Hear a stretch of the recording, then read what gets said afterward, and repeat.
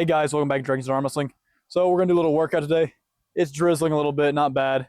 Today's workout is going to be 6 by 3 on pull-ups. So it's 1, 1, 2, 3, down, 1, 1, 2, 3, down, and then we're gonna do the same thing on dips. On the pull-ups, every set you switch grips. So I'll go wide, close grip, and then regular grip. I used to do a close grip chin up, but because of arm wrestling injuries, I no longer have full range of motion in my wrist to get supinated. So when I'm on the bar, it is just so much pressure on my wrist in the supinated position. So I don't do those anymore. I like them. I really enjoyed having them, but it's been about 3 years since I've been able to incorporate those into my workouts because of wrist injuries, because of arm wrestling. So we're gonna go ahead and get started. I've already warmed up a little bit, and then I'll show you guys exactly what's going on. Got a 110-pound dumbbell here. I am still just on my build up. So I've just been super light, nothing more than 110 pounds. So shouldn't be too bad. But let's hop right into it. Also, going to give a shout out to my sponsor, Solon Sports. They sent me a bunch of these shirts. I dig them. This is a large. As you can see, it's a little baggy on me because I always wear medium. But shirts are dope.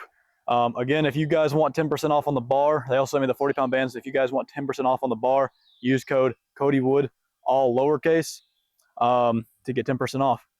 I will be doing another video on that since I have the 40-pound bands now, and I'll be taking it to practices and letting the guys try it out. So that's going to be fun, especially the Rockmart guys. I'm sure they've been excited to try it, but I just haven't had the 40-pound bands to let them try it. But we're going to go ahead and hop right into the workout. Let's get started before it gets too rainy. Oh, the bar is a little slippery.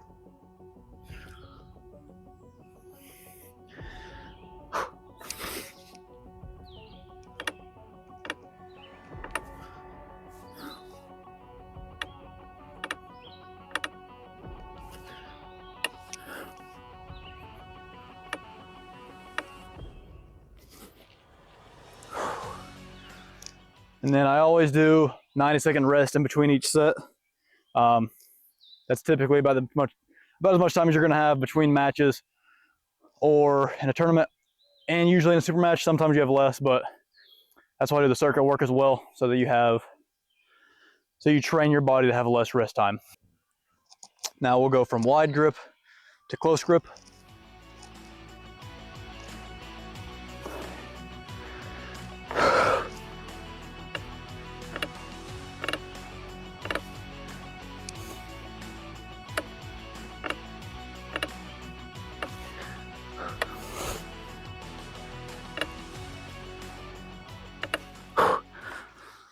I've had a lot of people ask what I use for the belt. This is just a rock climbing harness, a carabiner, and a rock climbing sling. I mean, the rock climbing sling is rated up to like 20 kilonewtons or something crazy. I like this method because it is the fastest way to switch weights. You just clip and go. With a belt, you have to pull it out of one weight, wrap around another weight, and then you pick it up and you pinch your wiener, or you pinch your nuts, or you pinch the side of your leg. I hate weightlifting belts, they're horrible. Rock climbing harness all the way. As long as you get on your hips properly, it feels really comfortable, and you can switch out weights super fast.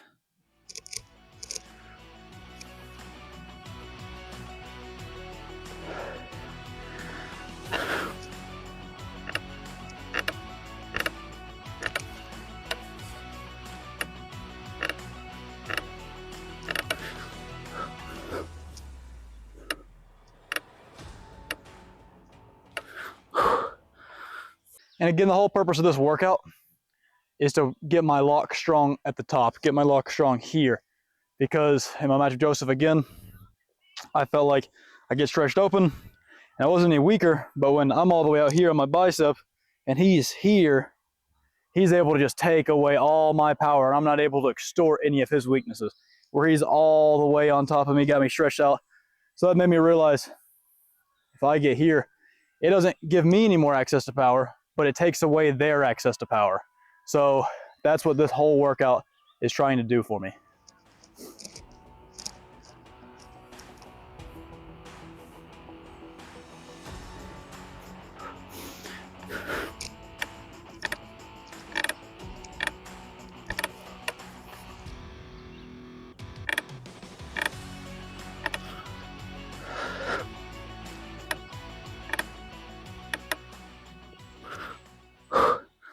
It's honestly pretty crazy just how weak I can tell this top portion of is for me, because I can probably do this whole workout. So let's say we call this 9-10 reps, because it's 1 1 2 3 down, 1 1 2 3 down. So let's just call it like 9-10 reps. I could probably do this whole workout with full range of motion at that same amount of reps with 110 pounds. But it's honestly probably more difficult with me just doing 3 full reps and 3 partials each set than it is doing full range of motion the whole time. Very, very, very strange how weak this top portion of the rep is.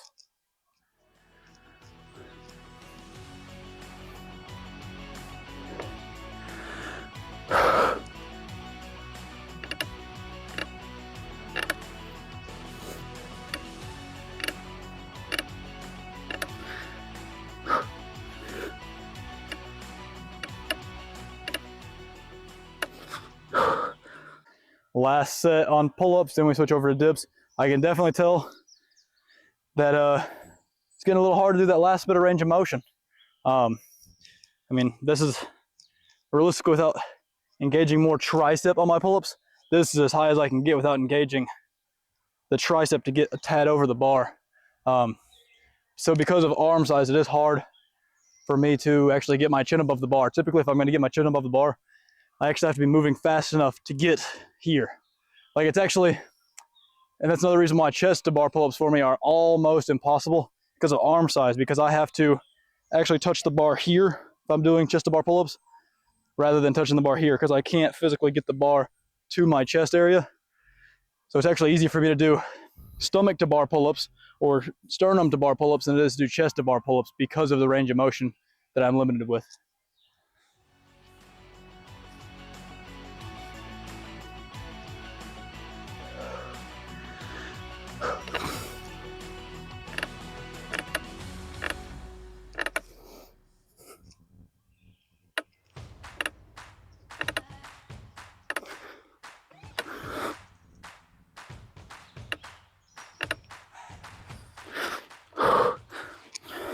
So the reason that I'm doing the pause on the dips, a couple different reasons. On the dips, when you're at the bottom, you're really getting a lot of chest contraction. You're getting a lot of that squeeze that you normally don't get from coming down and then coming up quickly. So you come down, pop, pop, pop, pop, and you get a really nice contraction. The other thing is, when you're down in that position, it's a very similar position to where when you're gonna go for a hook drive or even a little bit of a press. And the way I can explain that is, when you're on the table, triceps are important and not important. In this way, they're important because you lock in this position and you can utilize your tricep to stay stiff, to push to your hook drive position and to push and force your position, and then you can fall onto the bicep. Or not only that, but you can utilize your tricep power for down pressure. And if you have a weakness in your chop, down pressure acts as chop. So you can compensate with down pressure to simulate having a strong chop. Obviously, you're not gonna have the same pronation with it as if you just had a really strong chop, but you'll still be able to chop down with your down pressure to gain a position you normally wouldn't be able to, just because you have stronger triceps.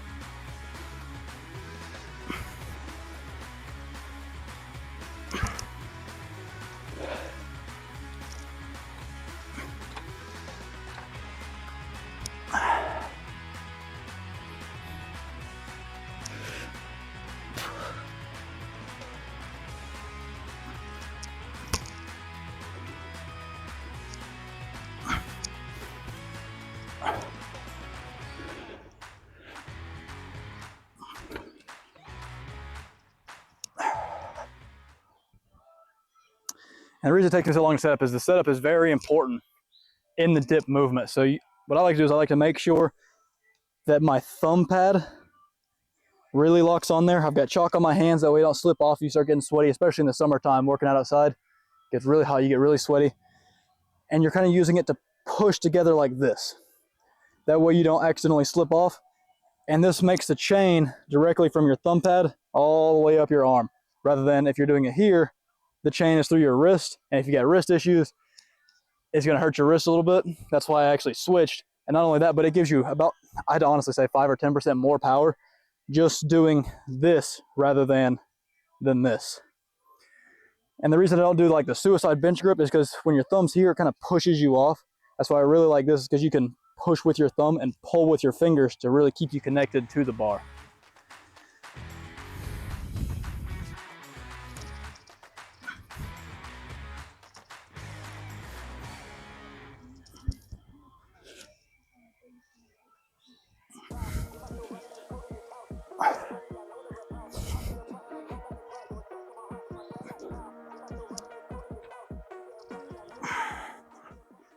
Now we're gonna do some pronation. We're just gonna start real light. I haven't been going above like 50 pounds lately on my pronation, just because I'm only working from here to here. And my over pronation is extremely weak right now. So I've been trying to work just this little range of motion in this portion of the rep, this portion of the rep, and through here. And on my right especially, that last one has been super weak on the table. Since I don't have any access to chop, I can't force my wrist into the opponent's wrist, and then I can't activate my pronation through it. So then if anybody grips low, I just end up in this position in practice, and it's just horrible. If somebody goes riser to riser with me in practice lately on my right, it feels great. Like I'm really confident with my riser right now, since that's basically all I've been able to train for the most part. Because I've been doing a lot of these just riser curls like that, and they've been feeling really good. And my riser actually feels maybe 10-15% stronger since these versus West, just because of that. But my pronation in that lower range of motion is just absolutely atrocious. Like a small baby girl could cut me in at this point on the hand. Like if you just grip a little bit lower, you're gonna cut me in super easy. On the left, I don't know. My left feels good everywhere right now. Every bit of strength that my right had has transferred to my left. Things that I was never able to do on my left before, my left can do now. I never had a press on my left. Now it has a press. I never was able to pull here. Now it can. I never was able to just give up my wrist and side pressure. Now I can. Everything that my right could do, now my left can do. And it's just because of the compensation effect. Like I haven't really done anything different.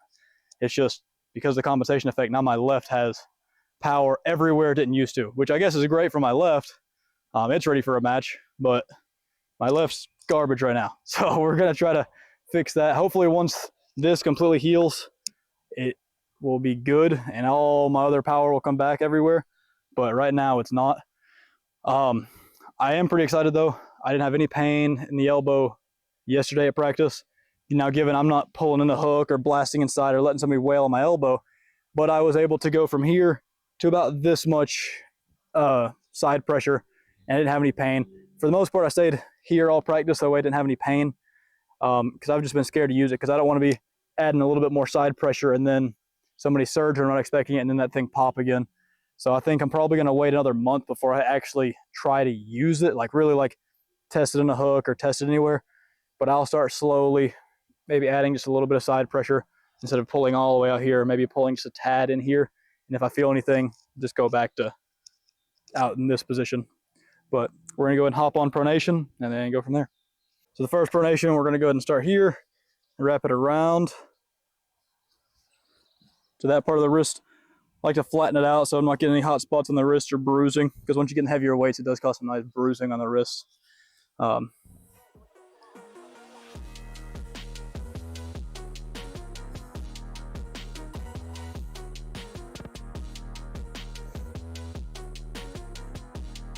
I kind of just like to go until I'm real nice and pumped.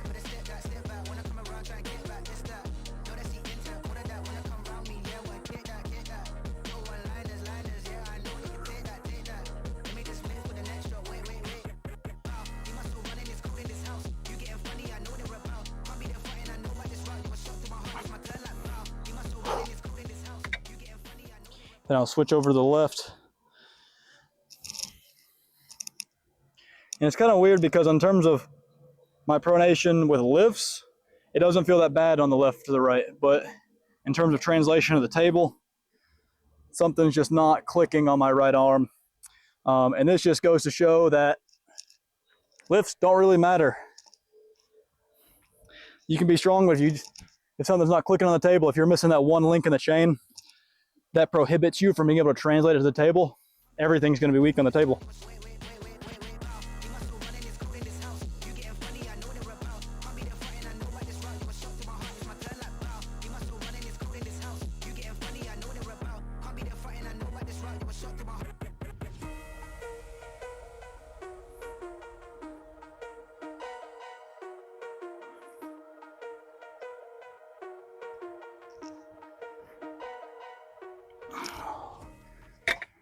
And because of the range of motion, or because of the size difference of my arms, my right arm can't get nowhere near as tight as my left arm. So, I mean, this is actually as tight as I can get with my right arm, and my left is way tighter because of just the size difference. My right arm's significantly bigger than the left arm. Then we'll go ahead and switch pronations to around the thumb, and then we'll go to between the knuckle and the thumb. Now we're just doing the basic loop over the thumb.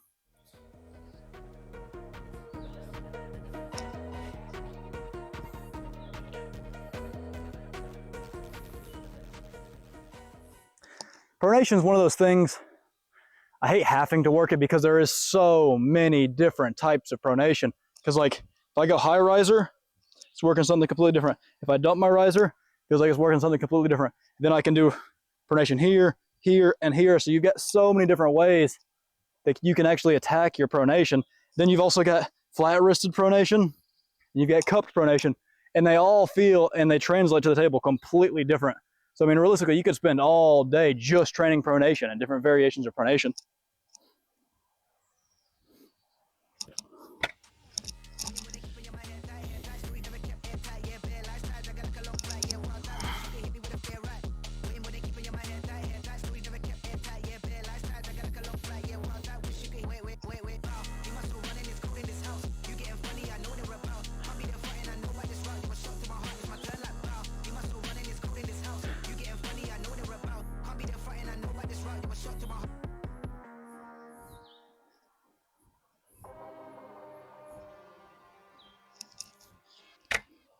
And the last main style of pronation that we're going to do is between the knuckle.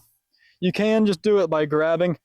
I like to wrap it, so I'll drop it over the thumb and then wrap it around. It's what Devin calls the abbreviated rise. It's just a pronation lift. That's all it is.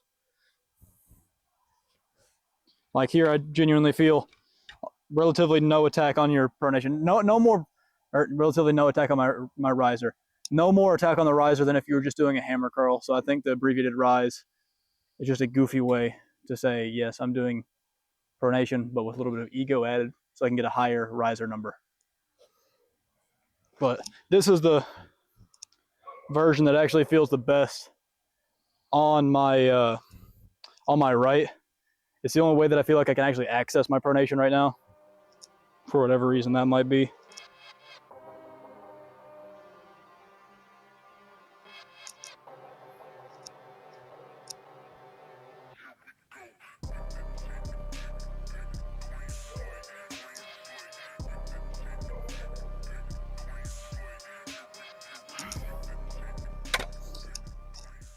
And let's get one thing straight. I'm not bashing Devin for his abbreviated riser lift. I think for his style, yes, it does work really well because he's kicking back his riser and he's pronating this way. But for everyone that tries to copy Devin's riser lift, it's an ego thing, not a beneficial thing for them. Because unless you're kings moving or open top rolling or utilizing this motion, it does not matter to you. So doing an abbreviated rise pronation isn't going to benefit you. It's just helping your ego to say you have a 110-pound riser when you really only have a 65-pound riser. Like, that's really all it does. Because doing your lift here and calling that a riser, you can probably get 110, 120 Strong person can probably get 110, 120 there, but most people aren't going to be able to get a true riser lift. Is here, in my opinion, this is the truest form of riser. You can do the wrap like this, but even this adds 5 to 10 pounds. But if you just grab the strap here, between the two knuckles, directly between, this is the hardest form of riser. And you're going to be doing, if you could normally do 80 pounds here, you're probably going to do 70 pounds or maybe 75 pounds here. And that's just because it is the hardest form of riser. But now we're going to do the lefty.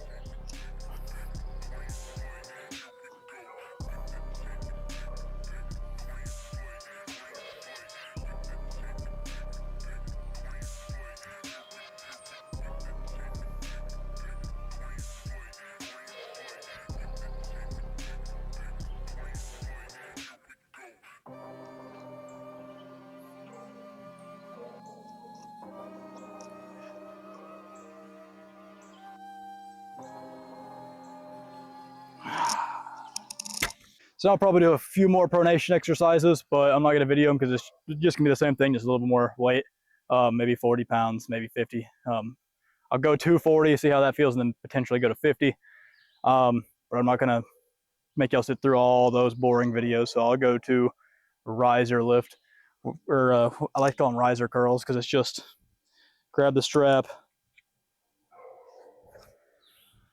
and curl.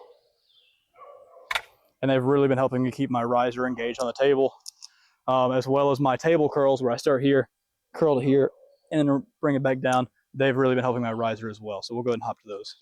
All right, now we've got 40 pounds for the riser curls. I usually just try to get 8 or 10 for a couple sets. So we'll start with the righty.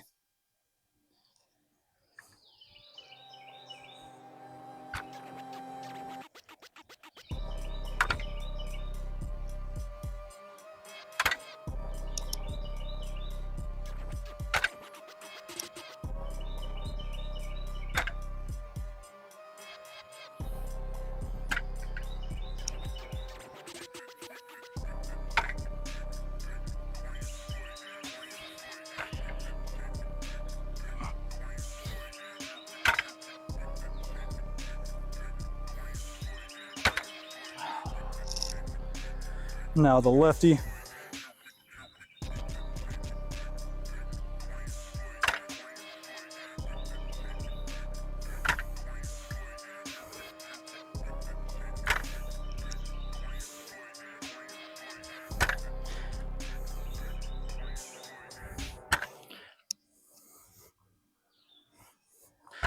And the reason I like to disengage at the bottom is because then you've got to re-engage, kind of like you're hitting into it every single time. And I think that trains your CNS to be accepting of different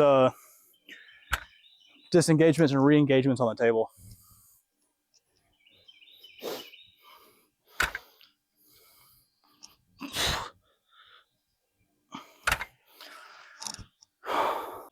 I'll go ahead and do another set of those.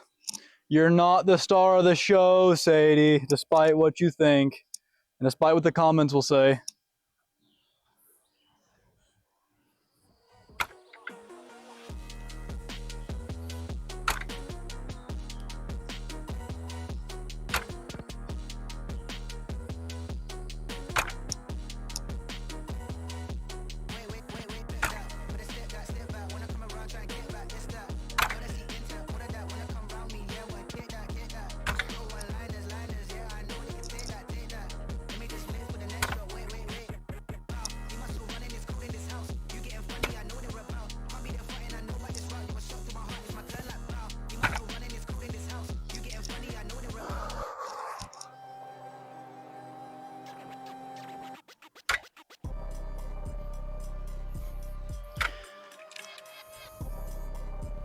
Yeah, let's get in the way, Momo. That doesn't mean come here. Take your time. Ooh, we get a little sideways there.